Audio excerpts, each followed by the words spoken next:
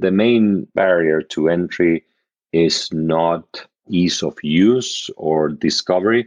It's really what's your gateway podcast. It really what's the one podcast that got you to say, "Oh wow, I'm going to spend the next 5 hours of my life listening to this thing."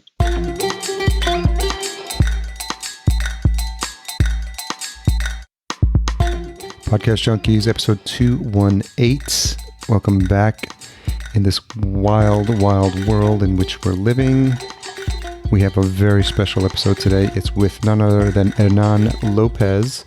And this interview was actually recorded after the global shutdown and shut-in, where we all find ourselves in a completely different new world that I don't think any of us could have predicted a couple of weeks ago.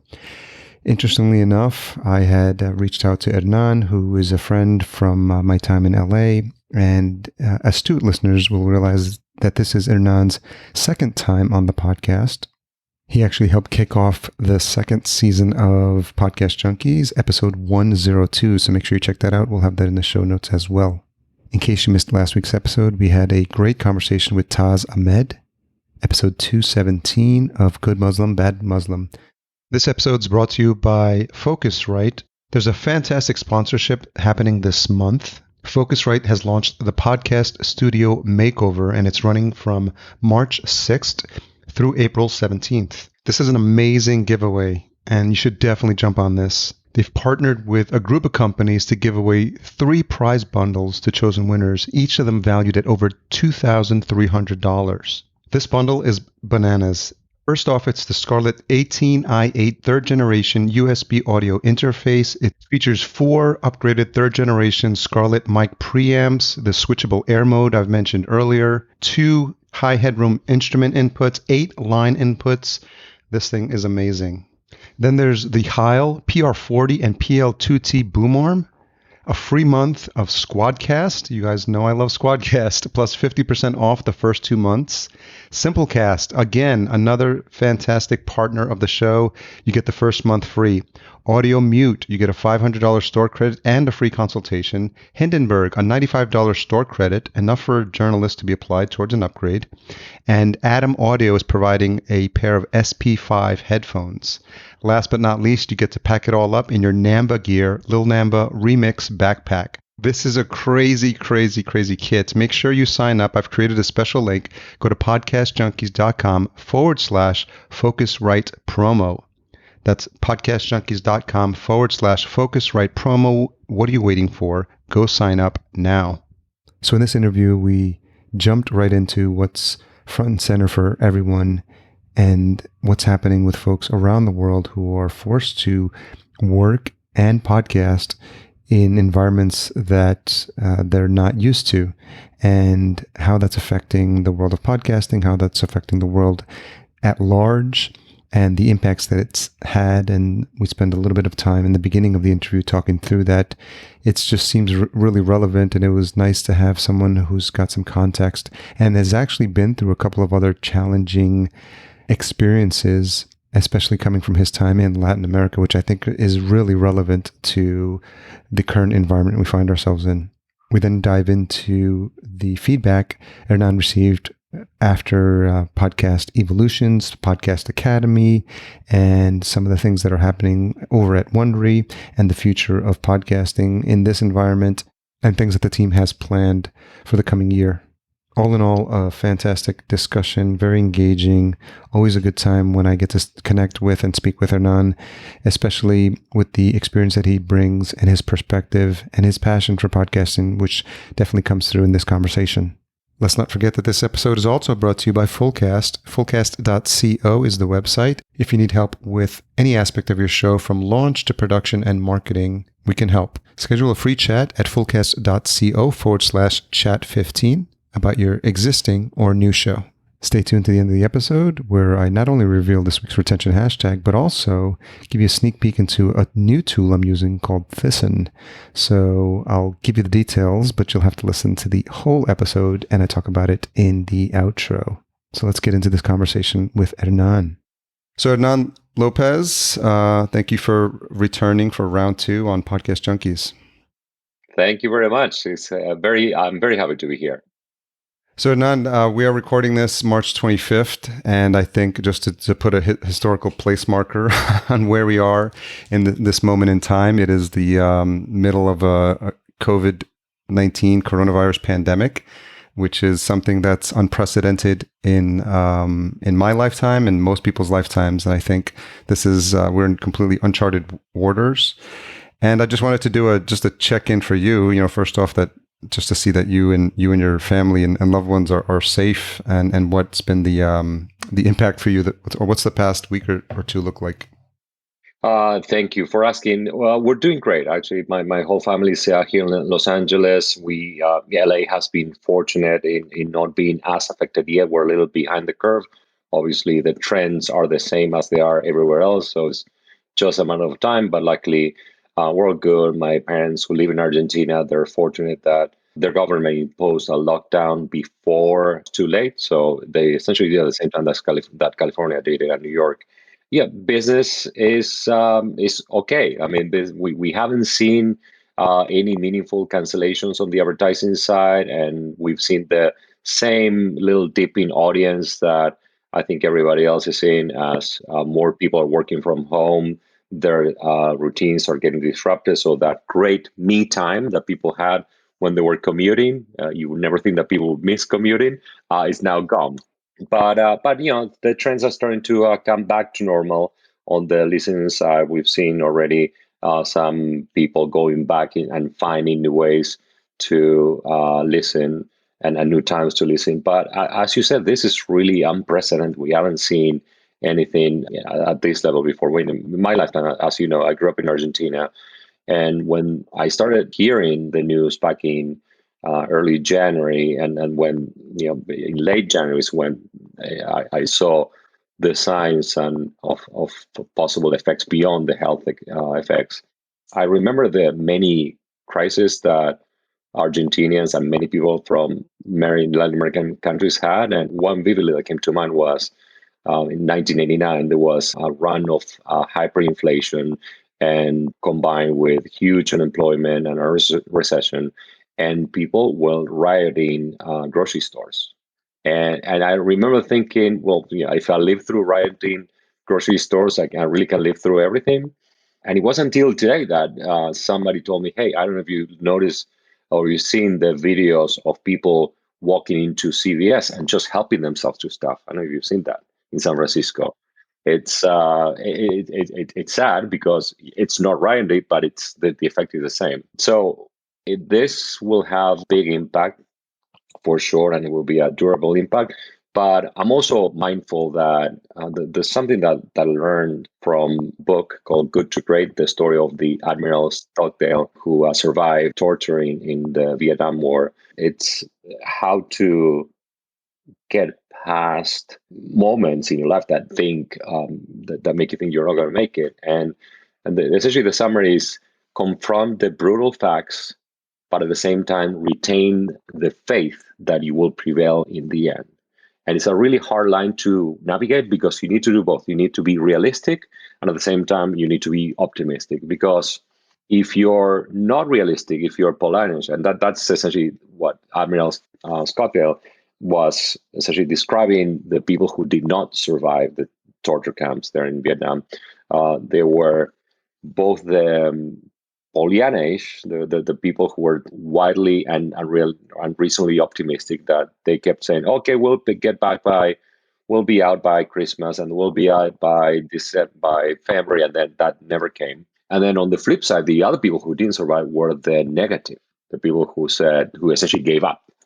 So how to maintain that line between being realistic and prepare yourself for any adjustment, at the same time retain the faith that you're going to come out, is the number one tool that listeners of your show take nothing else. I would like them to take this: confront the brutal fact, and then retain the faith that you will prevail. Or another way of putting it, I don't know who said this, is if you're going through hell, keep going. Yeah. Right? Because if you stop, you're in hell.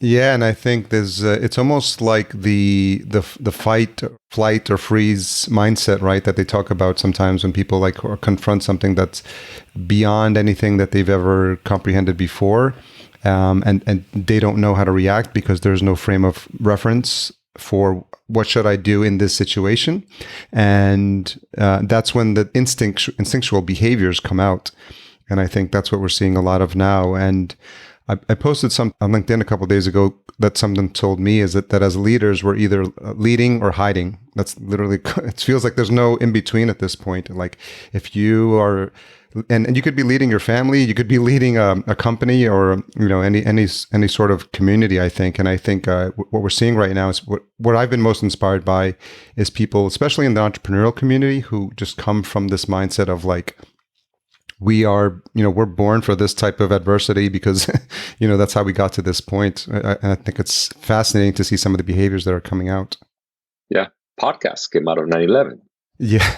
Yeah. I'm wondering how, if you've had discussions internally with your team or with other folks in other networks about what they're seeing or what are any worries that are coming across from your team about what the long-term implications about this could be, because for all intents and purposes, this could be what the rest of 2020 looks like. I have not, but obviously, I think everybody listened to the Infinite Dial presentation. Tom Webster talked about it a little bit. I think that whatever happens this year is going to be a midterm or a short-term effect, and we'll come out of it stronger because a lot of people will discover podcasts that hadn't discovered them before.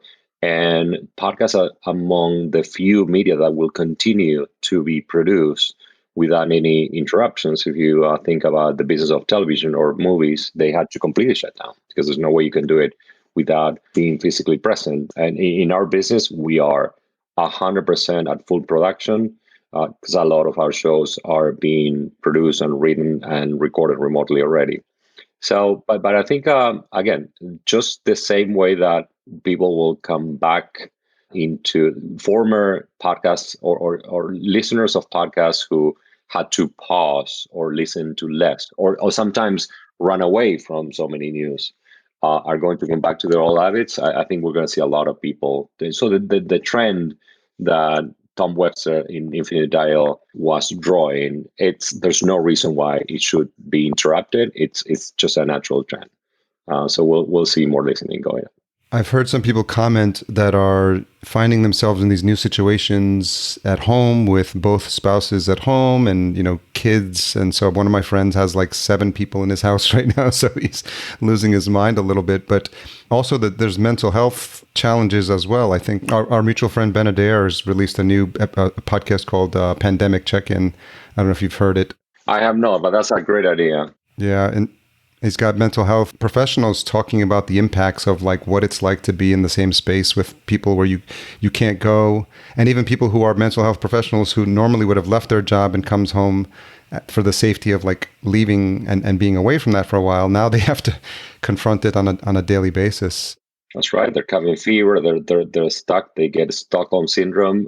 There's a survey from Axios that says that about 40% of Americans are now reporting worse mental health. So that's definitely one of the biggest side effects of even of people who are not economically affected. Obviously, the number one tragedy are people who are just not doing well health wise. Right? They're losing a parent, a grandparent, or their. But then after that are people who are being disrupted in economic ways, or their essentially their ability to care for the kids and work at the same time. Single moms who work at hospitals. Imagine the predicament that they're in. I mean, they can't have somebody help them with the schools, or their kids are out of school and then they cannot work from home. So those are the people I really feel for. We will be fine. I mean, everybody will be affected in some respect. But the third people I'm most worried about is people who, even though they're not in that big of a predicament, they will get increased mental health problems, depression, anger. There was this article on the New York Times today about the predicament of abused women in this environment. Less options, right? But You know what? I'm always the guy who looks at the rosy side of it, and there's something that comes out of every crisis. There's always an opportunity, there's always a silver lining. I think that out of 9/11 came this sense of unity and solidarity that I don't know that we had in the US right before 9/11. And I think something like that will come out of this one.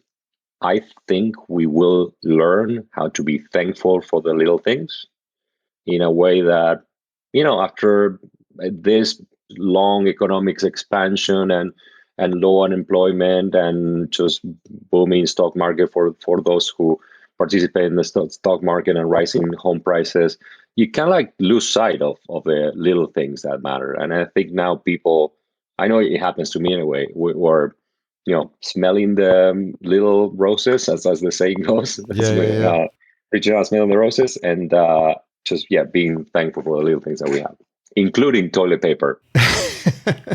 It's so bizarre that that's the first thing everyone thought that they I needed know. to stockpile. Yeah. Like for no reason. I was in New York for 9/11, so it was interesting. A couple of days afterwards, that sense of like New York felt like a small town, and it was a very strong sense of community. And I agree. Like we've gotten through diversity, and I saw something similar when Hurricane Sandy hit New York as well. Same thing. Yep, That's right. we lost power for a week in downtown Manhattan. So, yeah, we'll get through it, I think. But I think we're also rethinking, to your point, what are the things that are most important in our lives, and people are reaching out to old friends to do Zoom chats, and Zoom is now a verb. I think just everyone is the company is just everyone's using it. People are learning how to use Zoom and learning interesting these skill sets that people have put off, that said, I don't need to learn that, or it's not relevant for me.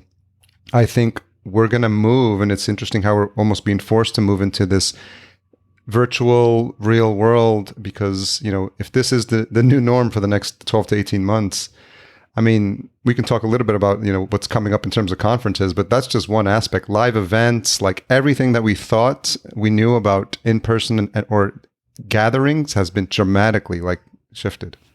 Well, but I hope it doesn't last that long, right? That there's just the appetite of human beings. I read this great tweet today. When this is over, can I curse on the show? Oh, yeah, yeah, Yeah. yeah. When this is over, I'm gonna hug every motherfucker I see on the street. I can't remember who posted that, but I thought it was such a great tweet that captured the way a lot of people are feeling, because Yeah. people just crave human connection. There's a group out of Australia. They do something called pub choir, where they get people in Uh-huh. a live event, and they show them how to sing a song. And there's hundreds of people singing, and they usually do it in an auditorium, and it sounds nice. Their most recent version, they had to do a virtual version where they had people send in YouTube videos of singing a song. So they did the song "Close to You" from the Carpenters. And I mean, I don't know how you can watch that without having a tear in your eye for humanity, because so we need to counter what's happening now with the fear, with just strong doses of humanity and the goodness in people. Yeah. Well, so one of the things, for instance, at Wondery, our first order of business was just make sure that the lights stay on, and as people, we have 62 employees, and they migrate from they've been working from home for 2 weeks, making sure that they're okay, that they're safe, that their families are safe, and then they have what they need in order to keep delivering the shows, and we keep supporting our partner shows as well. And then as soon as we got that comfortable that we're doing that, then we moved to what do we produce and what do we need to promote to our listeners in this new environment. So we have shows like Imagine Life. I don't know if you've listened to it. It's this second person kind of game show where Virginia Madsen invites you to put yourself in the shoes of a listener. And it's a guessing game where at the end of the show, you are told who you are. Okay. But it's really a show about resilience. It's, if you listen to any story, it's a show about how somebody overcame adversity. And it just so happened that season 3 was coming up. So that's going to be a show that we promote a lot. Wow. We have produced special episodes of American History Tellers about the epidemics. We're launching a show called Fighting Coronavirus from Steve Johnson of American Innovations. He was also the author of The Ghost Map, the story of the London epidemics and how they change pretty much everything in industry. So and again, and we also need to be mindful that There are people who want to find solace in finding more information, and there are people who want to run away from it. There are people just want entertainment, and that's perfectly fine. And so we have entertaining shows as well. We're also being connected with our advertisers to make sure that they have what they need. That obviously our business is primarily advertising supported, and again, with the response we received is great. But in this environment, I think podcasts have this amazing place in people's hearts because they feel personal, they feel human, they feel intimate, and that's exactly what listeners need right now, what people need right now. I'm wondering if you've seen any change in the listening habits, because one of the things I heard mentioned was a woman saying, like, I don't want to watch any depressing shows right now, only uplifting comedies or comedy specials. And I thought immediately about like the whole wave of true crime. And I'm just wondering if people are just saying, you know what, I need a break from that and maybe something that's more lighthearted. Yeah, it's true. I mean, but you see people that are running towards news, and that depressing as it is as well. So yeah, the patterns are changing, and but I think after this is done, people are going to go back to their ways. So can you talk a little bit about you as the head of Wondery, as a leader? Has there been anything that you've looked at in terms of how you're approaching this? Is this the first time you've had to manage a team like this through a crisis like of this magnitude? I wonder, yes. But when I was at my last company, I dealt with the 2001 recession. I was running the Latin American business, and Latin America was way more impacted than the US was because it combined the short-lived dot-com bust and a massive currency crunch throughout Latin America, which was coupled with recession and a number of things. So that was my last big crisis. Then 2008 was a big, obviously, economic meltdown in the US. My business was affected as well. At the time, was running all international, so we were seeing ad revenue drop, currency being dislocated. I think, the lessons were different then and now, right? At the time, I was working for a big, large, publicly traded global organization. So I knew at the end of the day, I had the backing of that company. Right now, we're still a small business. I mean, we are 62 employees and we're 4 years old. So the stakes are different, but the sense of ownership that we have in the company is also different. We recently extended the share ownership plan to all employees. This happened in the last month. So now every employee in the company essentially is an owner of it. Yeah.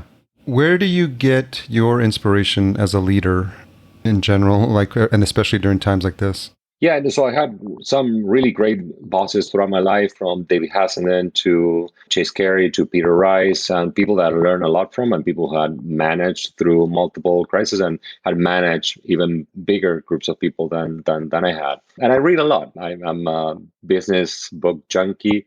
Probably one of the last ones that I put in effect Wonder is a book called Measure What Matters by John Doerr.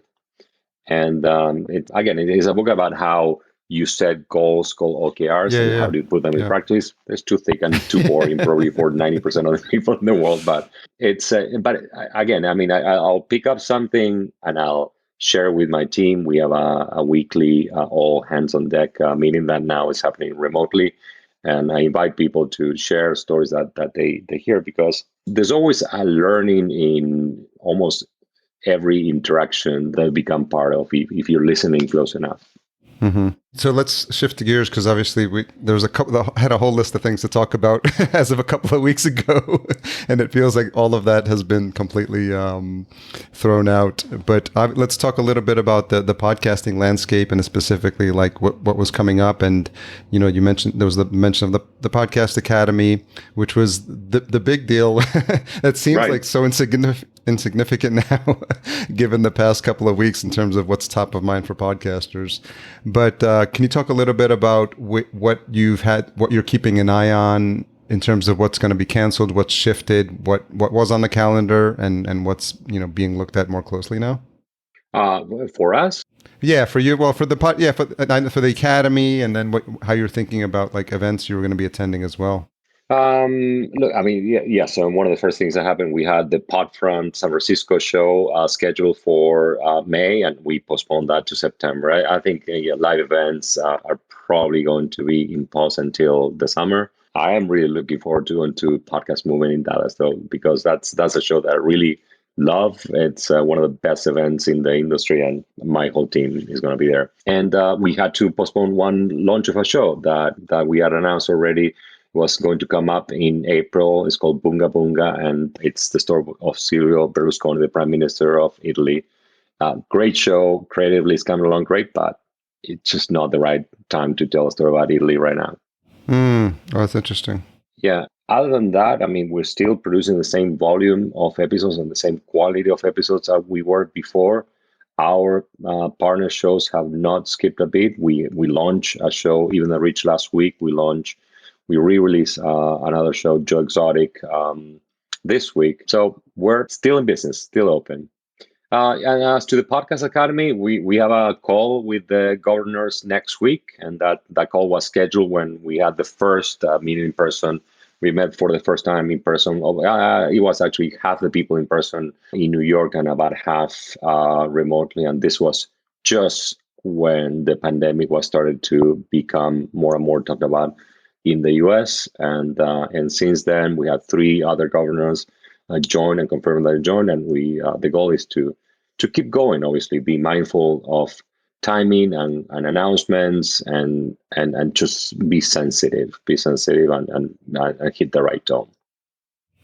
So, talking a little bit about that, after the Evolutions conference, obviously there was a lot of buzz, which you were pulled into on Twitter and social, and you started. I know you had conversations with Elsie Escobar, and then you were on the New Media Show with Rob and Todd. With Rob and Todd, yes.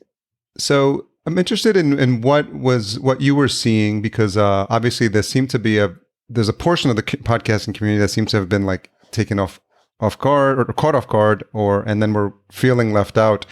When did you start to realize, post Evolutions, that there was a buzz going on about people that were wondering like exactly what this meant for them, and if they were in fact being left out or... Oh yeah, no, that was pretty apparent the very same day. I left Evolutions, I left my panel, and when I was inside the room, there were a bunch of people reaching out and saying, this was great, I really loved it. And at the minute I left the room, I was stopped literally by three people. I don't want to name them, but they told me, hey, you said this is not true, and I think you felt you left this out and left this out.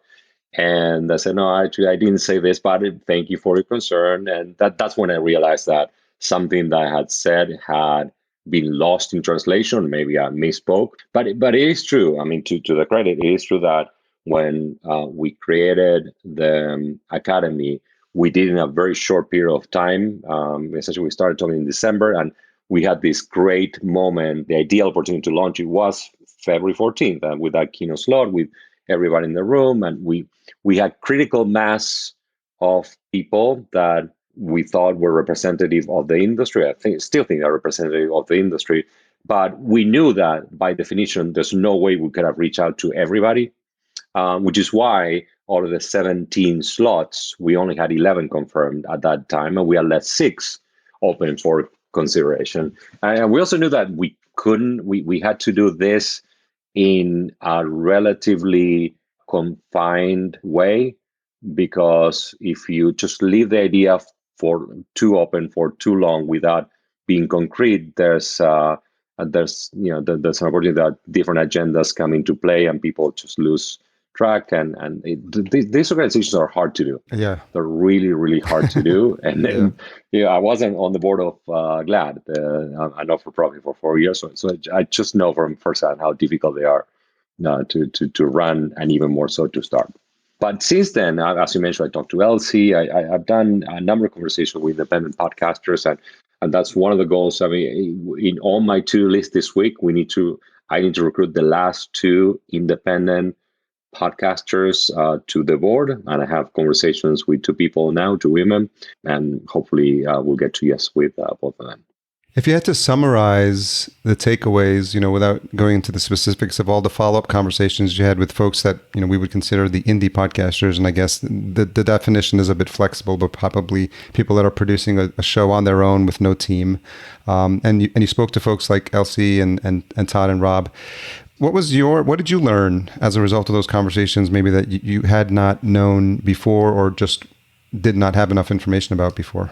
I think I knew this coming in, that because one of the goals of the organization was to create an organization of people, not companies, put under one roof people who create a show independently like you, and you do everything yourself, and people who are part of a larger team and a larger organization like NPR or iHeart. So I knew that was a tall order, but I think that's what we're setting out to do. And what I learned from the conversations with Elsie in particular was that I should be very mindful of giving people who have been doing podcasting for a long time a very special place.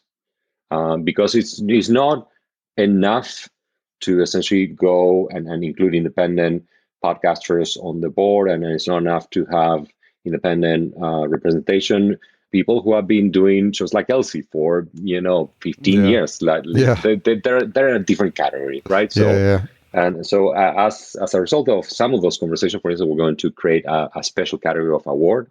We still need a name for that award. It's essentially the one person podcast, because the way we had in the draft, it was modeled after television and film, where you have best host, that best reporter, and then best sound designer, music supervisor. And one of them said, "What if I'm all of it?" So I think we're definitely going to have one person show, but we need a better name than one person show. Yeah.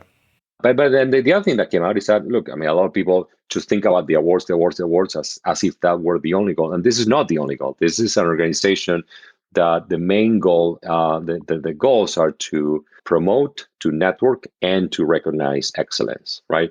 And on promote, one of the things that we're going to do is to do sessions to essentially give resources to our members that would allow them to essentially zero in on the skills that they want the most. And some of those resources are free already, they're readily available, and a lot of people just don't know where to find them. That not everybody knows where to find the Transom podcast, to give you an example, or that they exist, or the Gimlet Academy, or your own show.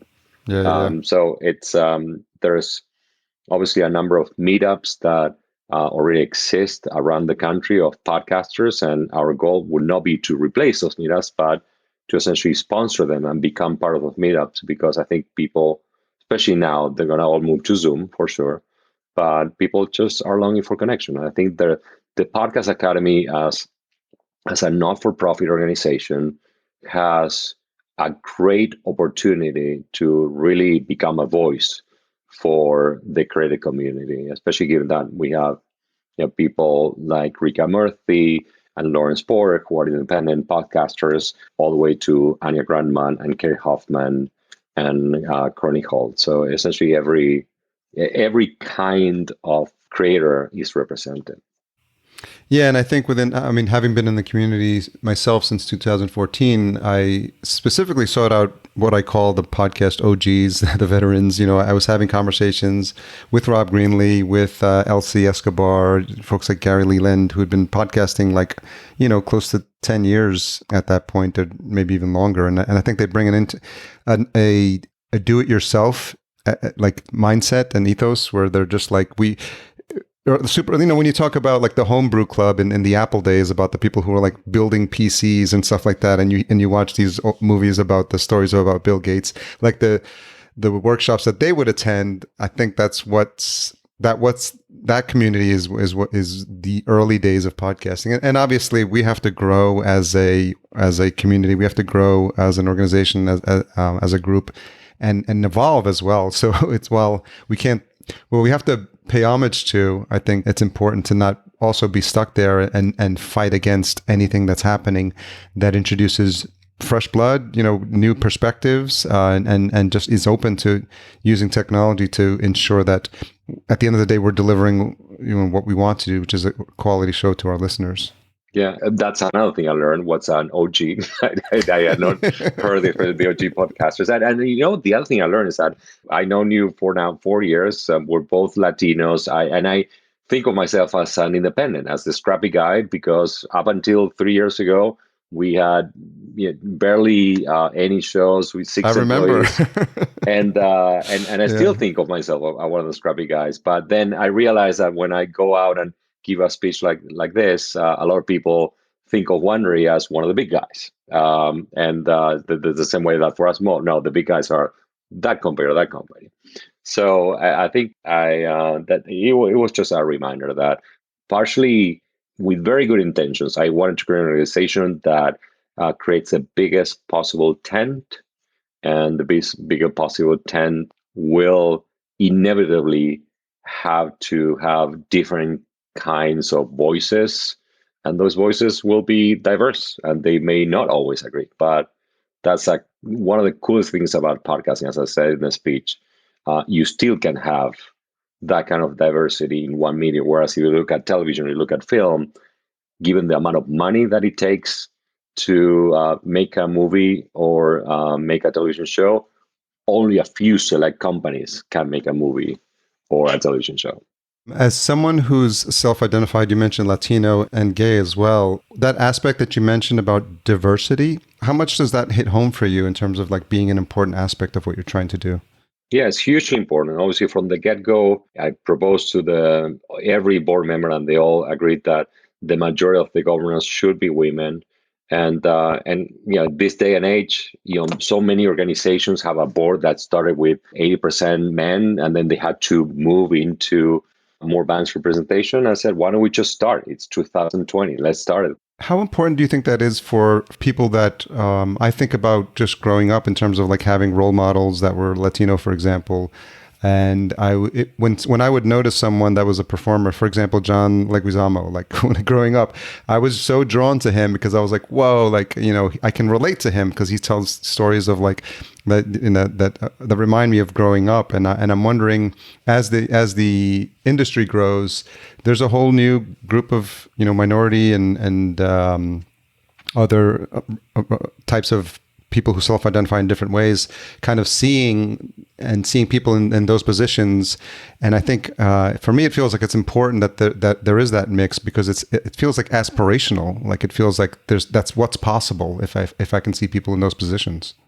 That's right, and that's why if you look at the picture of all the governors that we had on the slide, you're going to see that diversity represented, and I would love for that diversity to be represented in the membership as well, right? Because everybody will be able to join so long as they can prove that they fall into one of the categories, and they sign an application and they give 2 references, and obviously there's a membership fee. But we'll see once the applications come in whether the diversity is represented in the organization. That's the one thing that we want to see happen the most.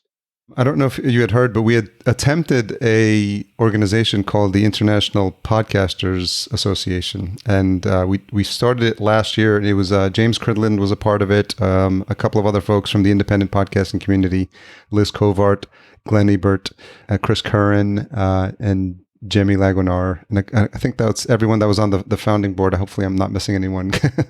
But it was funny because we had probably 6 months worth of meetings where we tried to figure out how we could do this in a way that could represent. I had a chat with Tom Webster at one point, asking his feedback. And just getting perspective, because I know this has been tried before. So I think it felt a little bit like we would be herding cats in terms of getting all the players to be represented. And Todd mentioned this, was asking you a bunch of questions about this on the interview as well that I heard. So at the end of the day, we realized that it did require an investment of not only time, and we all have full-time jobs, and also money, because it's not a passion project. And if it's something that's going to have a lasting effect and a lasting impact, I think it has to be taken seriously as its own endeavor. Yeah, I 100% agree. And then for that very reason, I wanted to make sure from the get-go that this is not a trade organization. That's why we stayed away from the word association, because that usually tells you that's a trade organization. And then people from the outside wonder, okay, who are the parties associated with it? I mean, is it Is it the big companies, the small companies? Who does it represent? Who does it watch? So, Podcast Academy is an organization of people, not companies. So, I'm personally member and governor. Wondery is underwriting through a donation the organization, as are NPR and iHeart. But the other members are Conal Byrne, there are Anya Grandman, there are Kerry Hoffman, personally, not the organizations. And as far as time, I think everybody understands that when you join a not-for-profit officially, you just need to put in the time, because it's something that we do for a noble purpose, and it's something that hopefully one day we'll look back and say we're glad that we did it, and we're glad that the organization is alive and is celebrating excellence the way that the Television Academy 60 years later is producing the Emmys every year. Out of all the things that you've had on your plate up until the moment you've made the decision to put this in motion, my question for you is why? Like, why is this important to you, and why is this important to this industry? Because I think that podcasts are still a nascent medium, and I think we don't have enough ways of signaling and recognizing excellence, that are essentially given by a not-for-profit neutral organization. Obviously, we had the iHeart Podcast Awards, which are great. I was part of it for 2 years, and I commend them for getting that show off the ground, and gave a lot of recognition.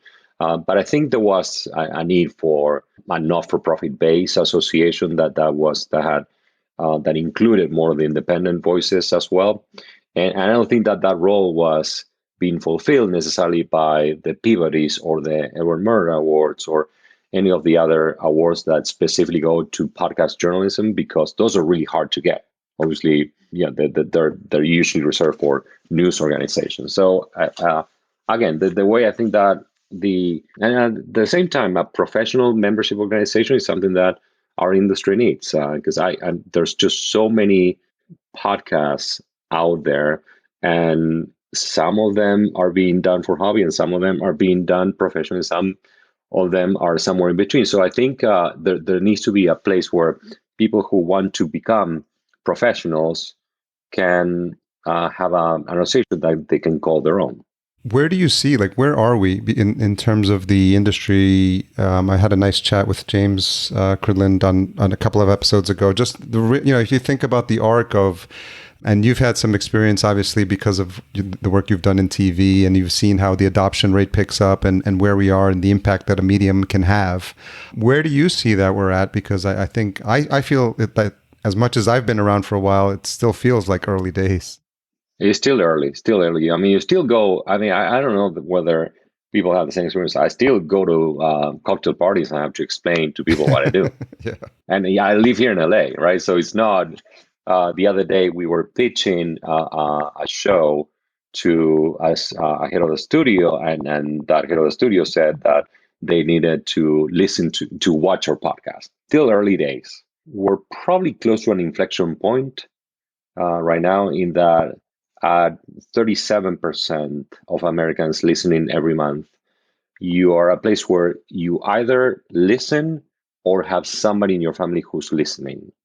Right? It's not something that you need 2 degrees of separation. So if you're not a current listener, you probably have somebody very close to you who's a listener. So I think that puts us at the place where podcasts are within every household, or the majority of households.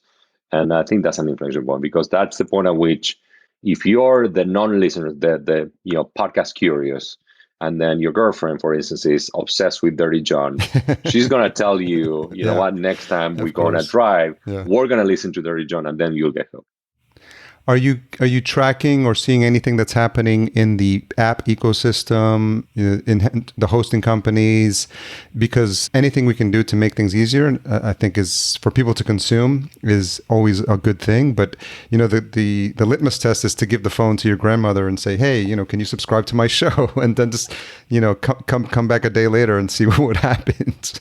So have you been tracking or seeing anything that's promising for you from either delivery standpoint or consumption standpoint?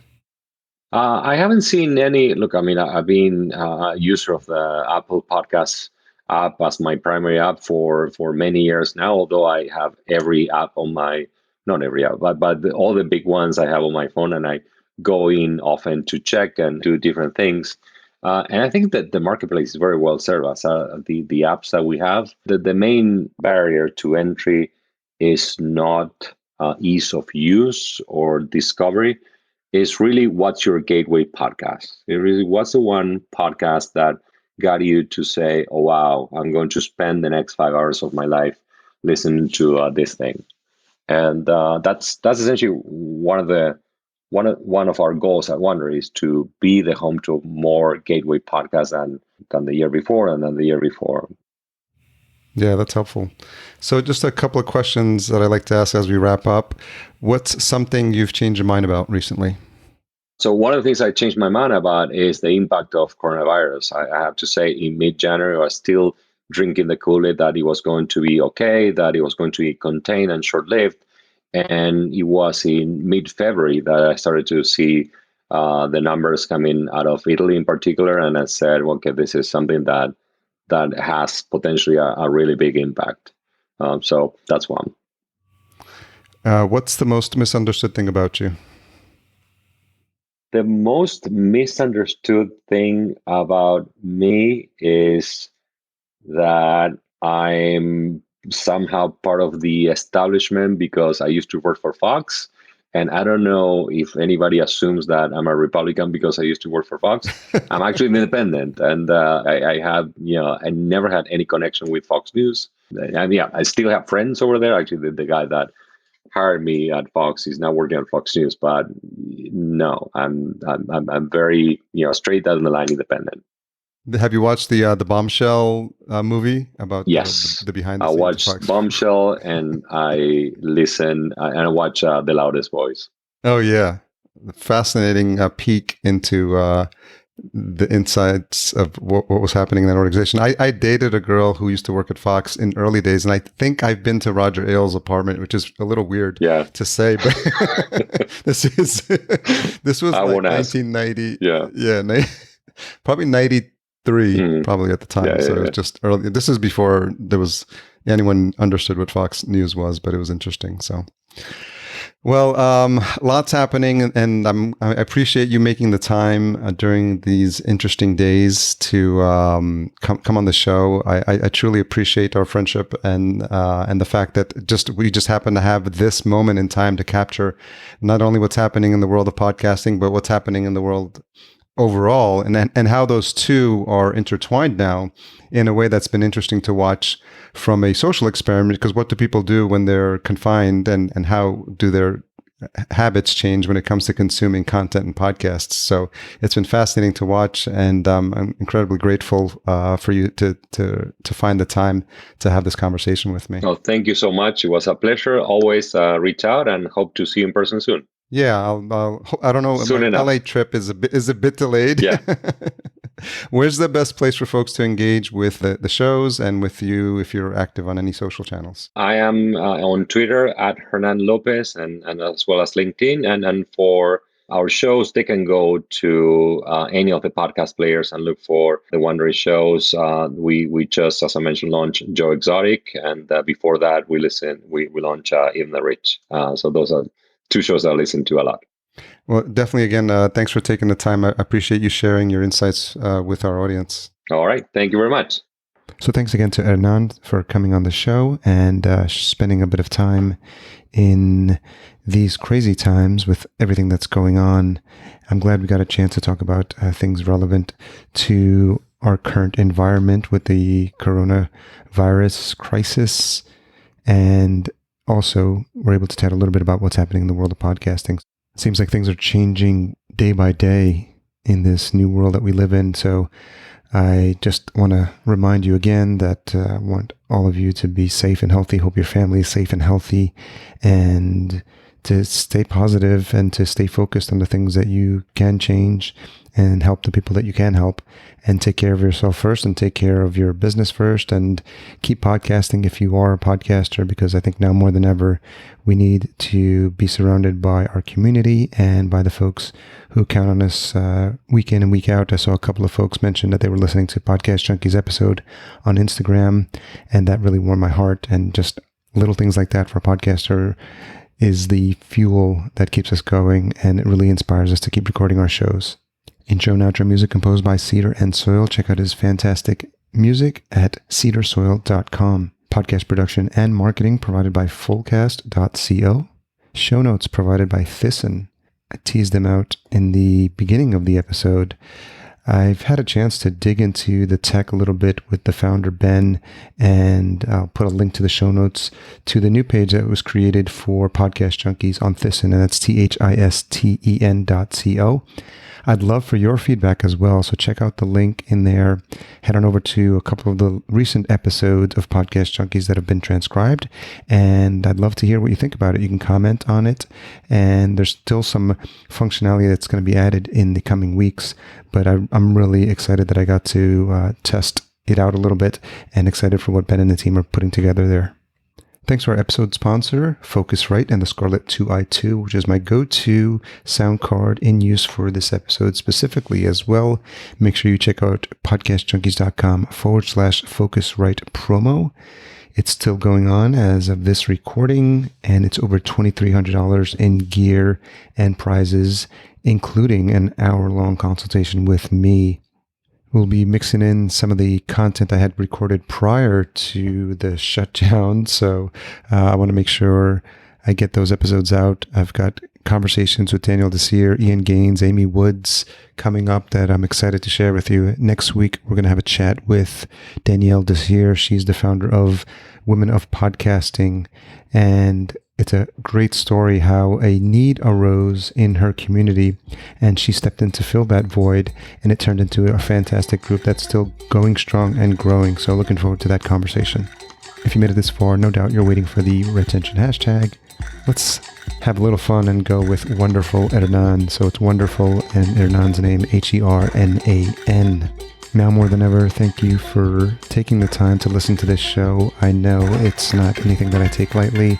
I know we're all doing the best in these circumstances. We've all got a lot on our mind, a lot on our plates, and the old ways of listening to content and consuming content and who we listen to and how we listen to that, that's all been, I feel like it's all gone out the window, and we're resetting in some ways. So I'm happy to continue to bring these episodes to you. And for the new listeners, welcome. And for the old listeners, just want to continue to thank you for supporting the show. Love you guys.